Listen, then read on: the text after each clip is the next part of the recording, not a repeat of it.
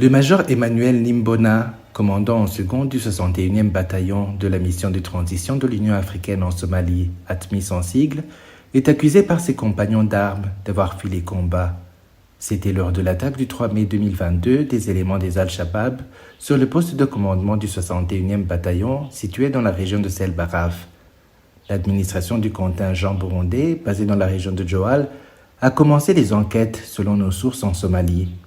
Major Nimbona a déjà comparu devant le commandant du contingent, le général de brigade Eline Didzigiye, alias Muzinga. Selon des témoins, parmi les rescapés de cette attaque, le major Nimbona est parti avec 110 militaires sur les 161 militaires qui étaient sur cette position. Le commandant du 61e bataillon, lieutenant-colonel Dayagije, alias Kajeke, lui avait ordonné de combattre les assaillants, mais son adjoint aurait révolté cette partie des militaires.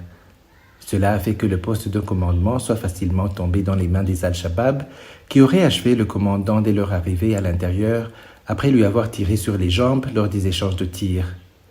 Nos sources confirment que les rebelles y sont passés quelques instants avant de partir avec toutes les armes qu'ils ont trouvées sur place. Au total, 39 militaires, dont le commandant du 61e bataillon ATMIS, lieutenant-colonel Dayagije, alias Kajeke, ont été tués lors des combats, et une vingtaine de blessés et 12 autres sont portés disparus, comme un responsable militaire burundais en Somalie l'a confié à l'agence France-Presse, AFP.